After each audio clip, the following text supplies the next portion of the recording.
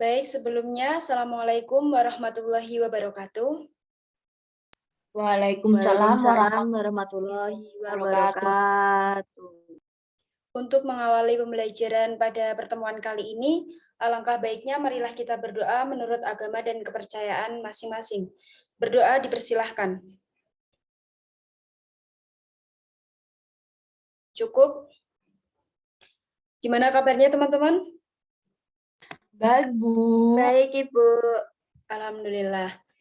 Seperti yang sudah Ibu sampaikan pada pertemuan minggu lalu, bahwa pertemuan kali ini kita akan belajar mengenai teori. Jadi kita belajar menggunakan Zoom Meeting ya. Sebelumnya Ibu akan share screen terlebih dahulu.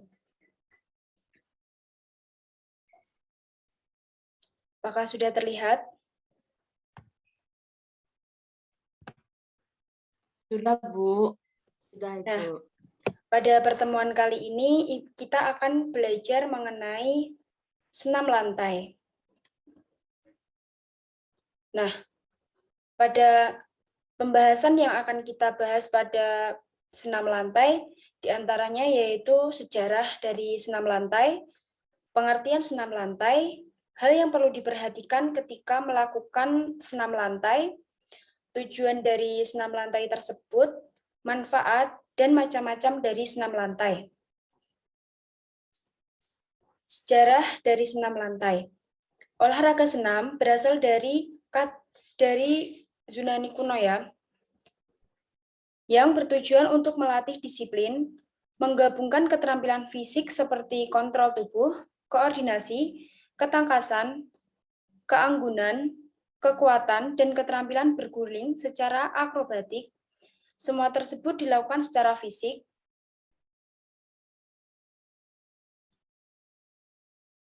Kemudian pada 700 sebelum Masehi, orang Athena menambahkan senam untuk kompetisi pada Olimpiade liputan televisi tentang senam di Olimpiade modern. Ditambah dengan meningkatnya minat terhadap kebugaran fisik yang pada umumnya telah menyebar kebangkitan minat pada olahraga ini. Nah, senam sebagai salah satu cabang olahraga yang merupakan terjemahan langsung dari bahasa Inggris yang terjemahan tersebut berbunyi gimnastik atau bahasa Belandanya gimnasteik. Gimnasteik itu berasal dari bahasa Gamnos, bahasa Greka yang berarti telanjang. Gimnastik pada zaman Yunani kuno memang dilakukan dengan badan telanjang atau setengah telanjang. Maksudnya adalah agar gerakan yang dilakukan tanpa gangguan, sehingga menjadi sempurna. Gerakan tersebut akan bergerak dengan sempurna.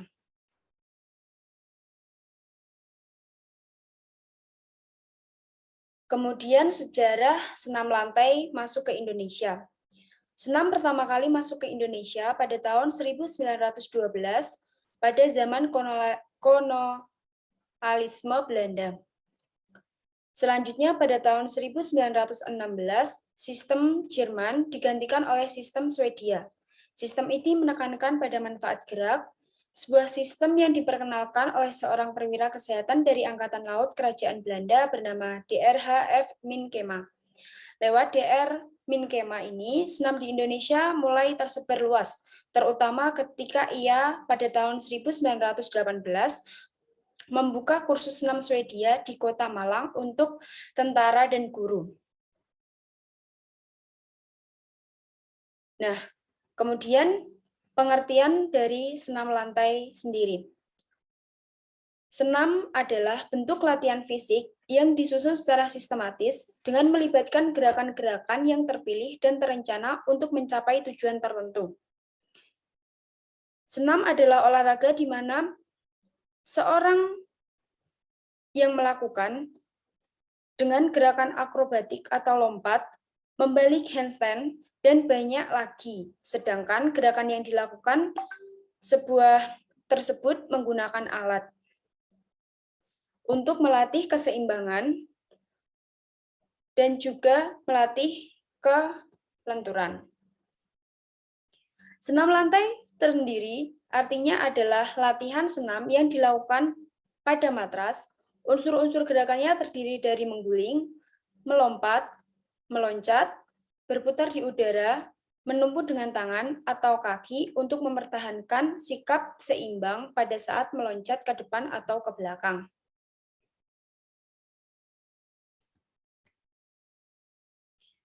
Kemudian, hal-hal yang perlu diperhatikan ketika melakukan senam lantai. Yang pertama, lakukan gerakan pemanasan sebelum melakukan gerakan senam lantai. Pemanasan tersebut dilakukan agar menghindari dari cedera ketika melakukan gerakan senam lantai, karena senam lantai itu dilakukan di atas lantai yang dialasi dengan matras. Kemudian konsentrasi penuh pada saat melakukan gerakan. Jadi kita harus berkonsentrasi dan tidak boleh bercanda ketika melakukan gerakan senam lantai, karena ini sangat rawan cedera ya, jadi harus tetap konsentrasi dan fokus. Yang ketiga, mematuhi ketentuan-ketentuan tekniknya maupun instruktur dari guru. Jadi semua yang dikatakan guru dari yang diperbolehkan atau teknik yang benar, terus kemudian larangan tidak boleh bercanda tersebut, harus tetap dipatuhi agar semua berjalan dengan lancar. Yang keempat, berpakaian senam yang sesuai. Jadi ketika melakukan senam lantai itu tidak dianjurkan ya, tidak dianjurkan dengan menggunakan pakaian yang terlalu besar, karena nanti bisa membuat ribet ketika melakukan gerakan.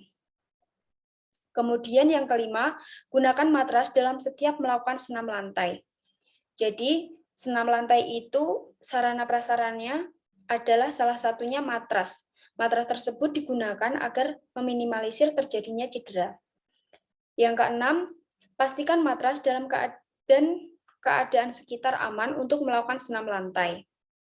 Kemudian letakkan matras di atas lantai atau tanah yang rata dan jauh dari bahaya. Jadi ketika meletakkan matras tersebut, usahakan tempat atau lantai tersebut harus datar ya, jangan miring, karena kalau miring nanti bisa menimbulkan hal-hal yang tidak diinginkan. Kemudian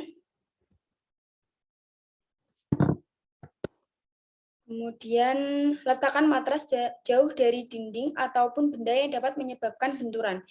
Jadi dijauhkan dari dinding itu agar ketika melakukan gerakan tidak terjadi benturan, karena rawan sekali ya ketika berguling, misalnya berguling depan, kalau tidak hati-hati dekat dengan dinding maka akan bisa kakinya itu menyentuh atau membentur dinding. Kemudian senam lantai dilakukan mulai dari gerakan ringan dan bertahap sampai pada gerakan yang sulit. Jadi ketika melakukan gerakan itu kita harus melakukan dari yang mudah-mudah terlebih dahulu. Kalau mudah sudah bisa, kemudian bertahap sedikit demi sedikit, kemudian ke yang lumayan sulit. Yang ke-10, senam lantai dilakukan dengan pengawasan guru atau pelatih yang sudah ahli. Jadi ketika melakukan senam lantai tersebut harus tetap diawasi, karena takutnya nanti teman-teman semua melakukannya salah dan bisa menimbulkan cedera yang cukup parah. Kemudian setelah melakukan kegiatan senam lantai, simpan matras kembali di tempatnya. Karena melakukan senam lantai itu biasanya di ruang terbuka, karena banyak sekolah-sekolah yang tidak memiliki gedung untuk melakukan senam lantai. Jadi ketika akan olahraga senam lantai, kita harus mengambil matras, kemudian kalau sudah selesai kita harus mengembalikan ke tempatnya. Dan yang terakhir, melakukan pendinginan atau relaksasi sesudah melakukan aktivitas latihan. Nah, hal tersebut dilakukan agar badan kita tidak kaku ya. Kemudian tujuan dari senam lantai. Tujuan melakukan senam lantai selain untuk meningkatkan kemampuan melakukan bentuk-bentuk gerakan senam lantai sendiri, juga sebagai pembelajaran pembentukan kemampuan untuk melakukan gerakan senam dengan alat ataupun tanpa alat. Adapun tujuan dari senam lantai diantaranya bertujuan secara fisik dan secara mental. Ada yang tahu tujuan dari senam lantai secara fisik dan secara mental? Kalau fisik mungkin biar lentur Bu badannya. Ya, betul. Jawaban dari Mbak Risau benar ya. Ketika tujuan dari senam lantai secara fisik itu bisa melenturkan atau menguatkan badan. Juga bisa menambah kebugaran dari badan. Kalau yang secara mental, yaitu dapat melatih pelaku senam untuk menggunakan kemampuan berpikir secara cepat dan analitik melalui pemecahan masalah gerak.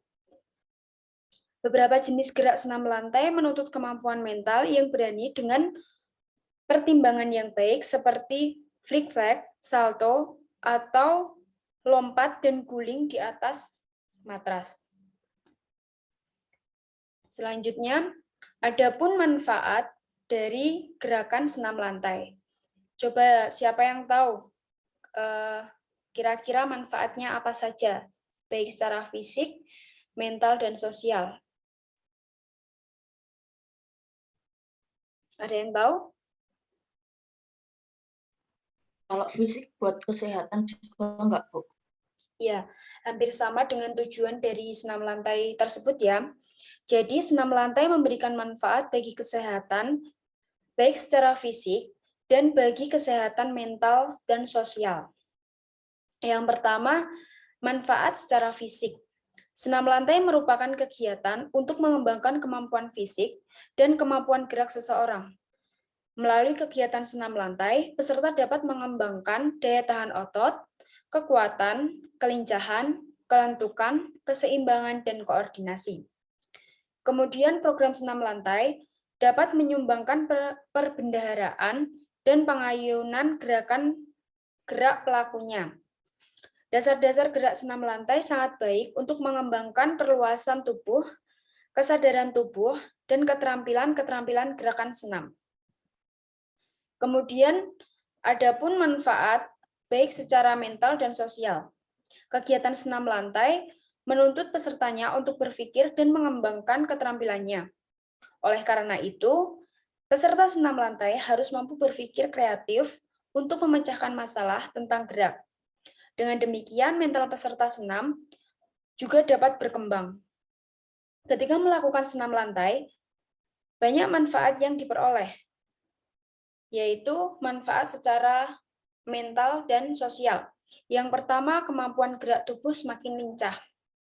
Memperkuat otot lengan, kaki, paha, pinggang, perut, dan dada. Menambah kekuatan fisik, menjaga keseimbangan, melatih melompat, meluruskan tubuh yang bungkuk, melatih kefokusan, membakar lemak, sirkulasi aliran darah yang lancar, meningkatkan kekuatan jantung, dan menurunkan berat badan. Jadi yang barusan Ibu sampaikan ini termasuk ke dalam manfaat senam lantai secara umum, baik secara fisik, mental, dan sosial. Kemudian ada macam-macam senam lantai. Jadi senam lantai itu bermacam-macam ya, tidak hanya yang Ibu tayangkan pada pembelajaran kali ini. Ibu hanya menayangkan beberapa karena untuk mempersingkat waktu dan juga nanti kita bisa langsung mempraktikkan ketika jam praktik. Ada guling depan. Ada yang tahu guling depan itu seperti apa atau penjelasan secara singkatnya?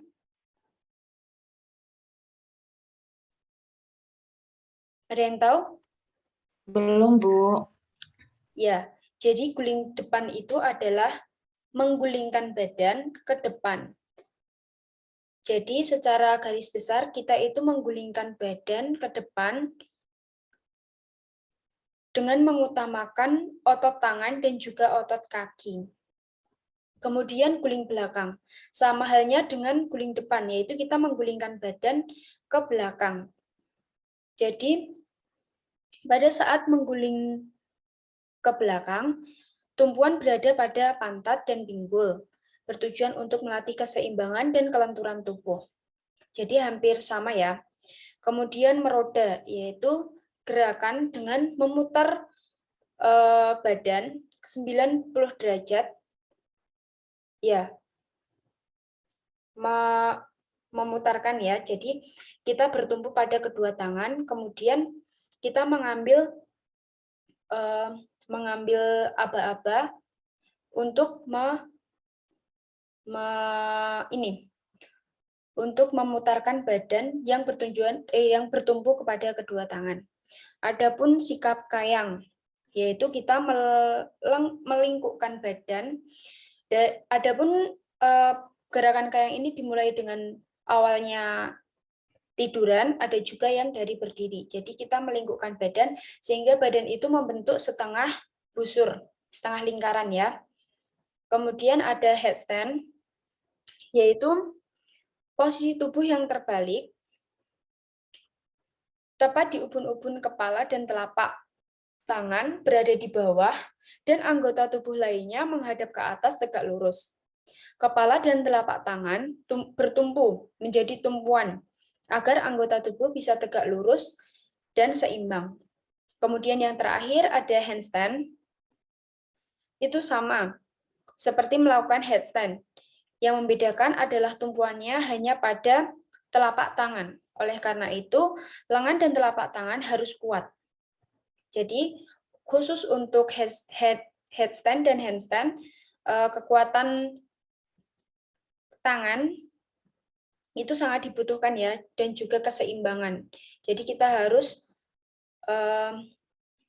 melatih keseimbangan juga. Nah, itu dia yang bisa Ibu sampaikan, materi yang bisa Ibu sampaikan pada pertemuan kali ini. Kira-kira ada yang perlu ditanyakan tidak?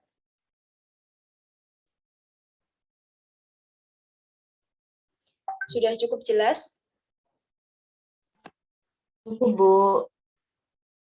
Baik, Ibu rasa materi yang sudah Ibu sampaikan pada pertemuan kali ini cukup jelas ya. Apabila nanti ada yang kurang jelas bisa ditanyakan langsung ke Ibu, ataupun pada saat pertemuan praktik kita juga akan belajar sedikit tentang teori ya, agar kalian tidak lupa dan harus tetap mengingat-ingat hal-hal yang perlu diperhatikan ketika melakukan praktik senam lantai. Ibu rasa cukup pada pertemuan kali ini. Ibu cukupkan ya untuk mengakhiri pembelajaran pada pertemuan kali ini. Kita berdoa menurut agama dan kepercayaan kita masing-masing. Berdoa dipersilahkan. Cukup. Nah, itu dia materi yang sudah Ibu sampaikan. Semoga bermanfaat untuk kalian. Jangan lupa diingat-ingat apa saja yang perlu diperhatikan ketika melakukan senam lantai. Ibu akhiri. Wassalamualaikum warahmatullahi wabarakatuh. Waalaikumsalam Waalaikumsalam warahmatullahi warahmatullahi wabarakatuh. wabarakatuh. Ibu cukupkan ya.